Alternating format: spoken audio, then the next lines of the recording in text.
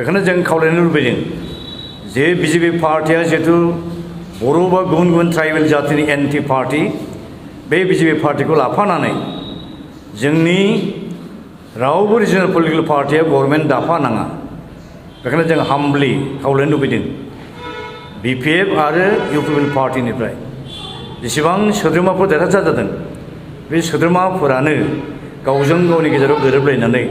मिलि जुलि गोदान गभर्नमेन्ट दानो थाखाय जों बर' सिभिल ससाइटिनि जानानै आरो जोंनि all India Bodo' people's national league for Bodoland स्टेटहुडनि जानानै गुरै जों खावलायदों मानोना होनबा बे गोदानै इउपिपिएल लिडारशिपआव बिजेपि पार्टिखौ लानानै जुदि गभर्नमेन्ट जुदि दानाय जायोब्ला 17 बोसोरनि सिगाङाव मोनखानाय बिटिसि आरो बिटिएडि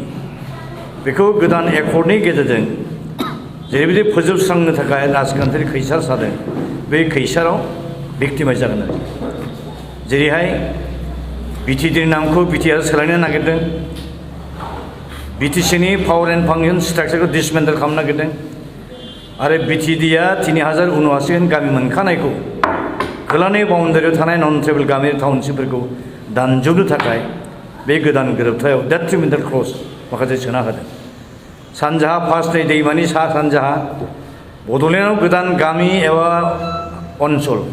हाबनायनि खुनु स्क'पआनो दोननाय जायाखै बेखायनो 2003आव बिएलटिनि लिडारशिप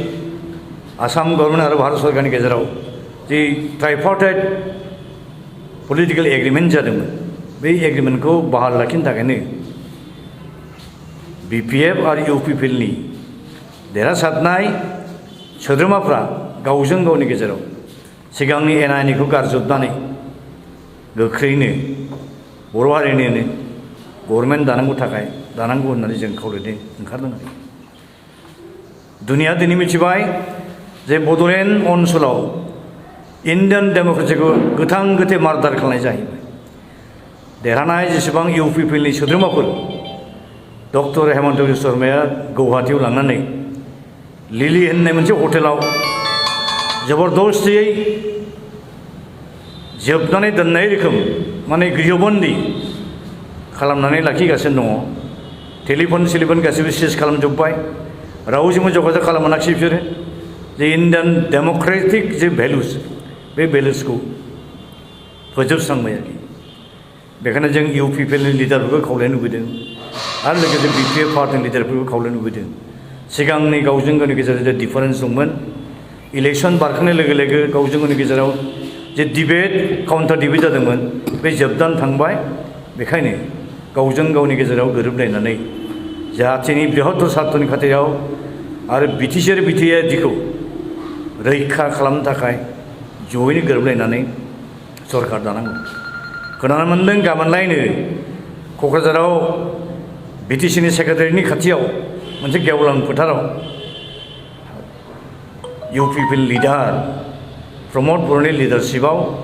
बिटिसिनि गोदान सरकार बिजेपिखौ लानानै दानाय जागोन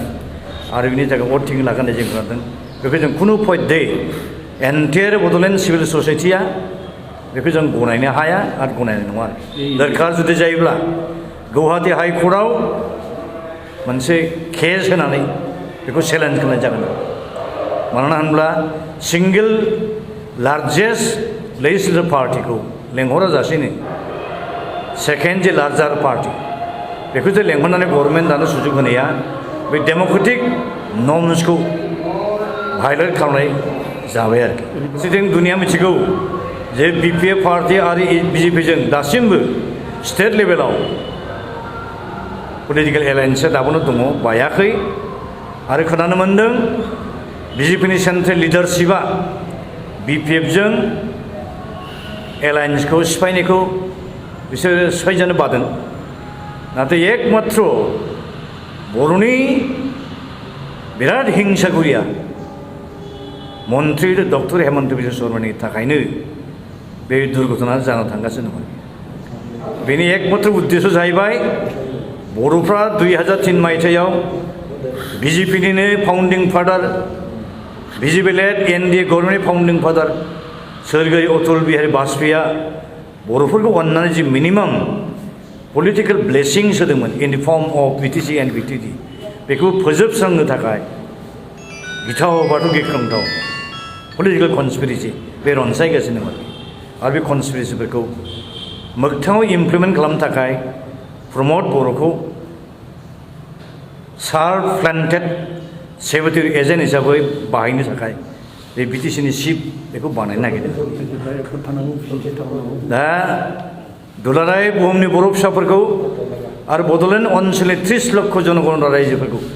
जों खावलायनो लुबैदों जे डक्टर हेमन्त बिश्व शर्मानि जे गिख्रंथाव जे पलिटिकल कनस्पिरेसि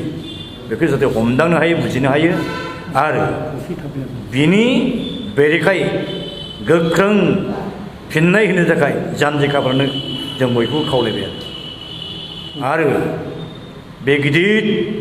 थांखिखौ जाफुंनो थाखाय दुलाराय बुहुमनि बर' फिसाफोर लोगोसे बड'लेण्ड ओनसोलनि मोनफ्रोमबो हारि माहारिनि आइ आफा रायजोफोरखौ खौसे गसंथानो थाखाय जों